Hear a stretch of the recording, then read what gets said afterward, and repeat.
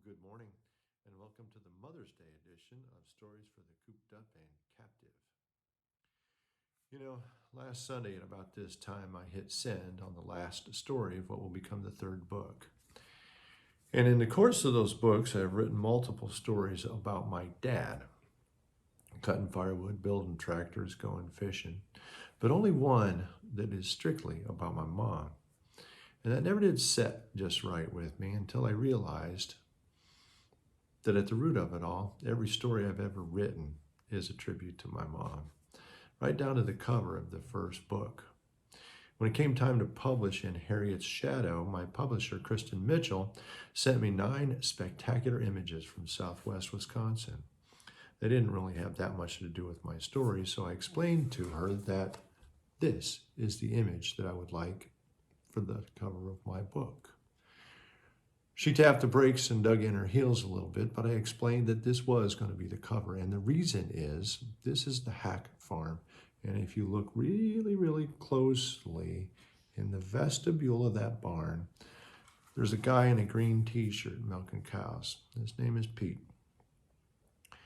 That picture was taken at about 6 o'clock in the morning.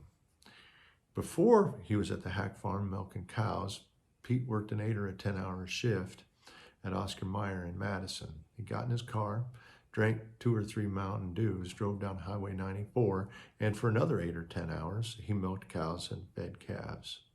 I've seen the man so tired that he fell asleep while carrying 2 5-gallon buckets full of milk replacer between the barn and the calf barn.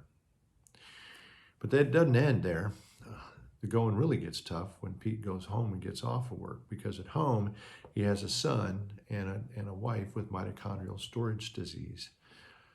They can take in food, but it can't be absorbed.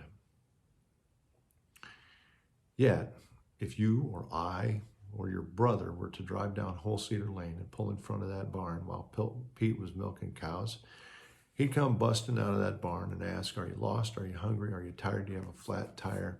Are you out of gas? How can I help?" He'd help anybody for any reason, yet that man has known more hardship by noon on Tuesday than the rest of us will all year long. The appreciation of people like Pete comes straight from my mom. So here's my story about her. I stepped outside to experience 80 degrees and green grass in late March. I returned minutes later with that and so much more. 2 of our favorite people, Don and Mary Grant, were doing the same. We exchanged the obvious weather comments, then Don pulled me aside. "You know, Doc, I really enjoy your articles, but especially the humanity they often display." At the time, I was writing a weekly article for our local newspaper. "While we appreciate and are motivated by every compliment, this one set off a series of thoughts.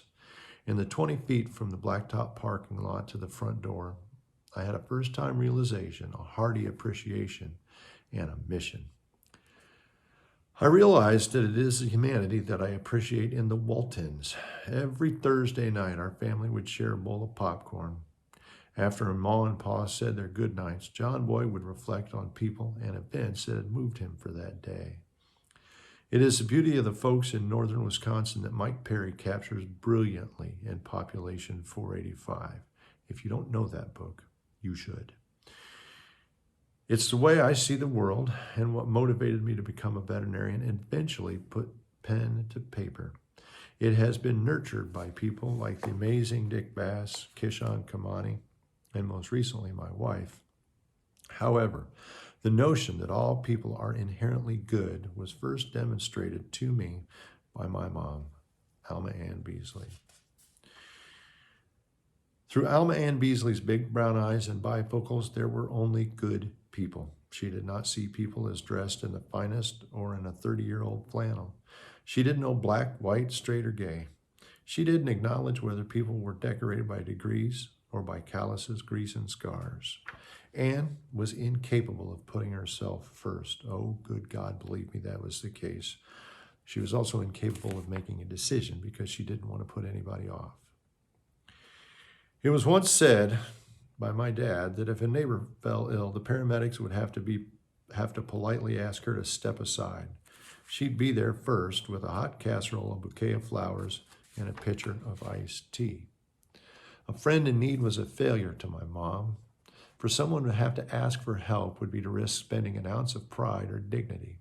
She was there first.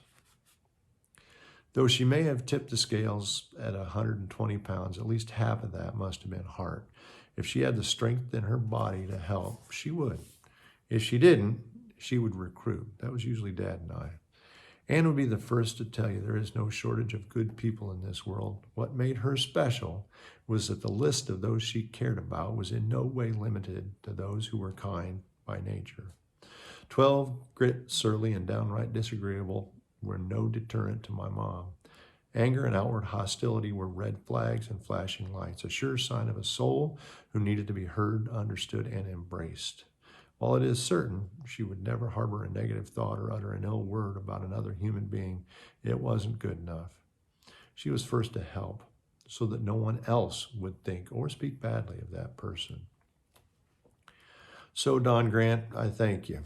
I can imagine no greater gift than the recognition of humanity, to fully understand that we can all grow from and give back to every human interaction is to find yourself always surrounded by good people, whether that be with those with whom we are in lockstep or those we oppose. For that, I can take no credit and give all thanks to Alma Ann Beasley, my mom. Though dementia slowly took her mind, it could not touch her spirit. Her toe never failed to tap at the sound of Bill Monroe, and the last words she spoke were, "Thank you." As a Mother's Day gift, I offer these words. In doing so, I obligate myself to do unto others as she did. And so her grandchildren may know her better. If another parent should read these words and be moved to recall the examples set by those they admire, all the better. Happy Mother's Day. I love you, I miss you, and I'm trying. So, whether you're a mother of 6, a stepmother, an aunt, or just a neighbor who taught a kid how to ride a horse, thank you. Happy Mother's Day. And for all of us, keep something moving forward.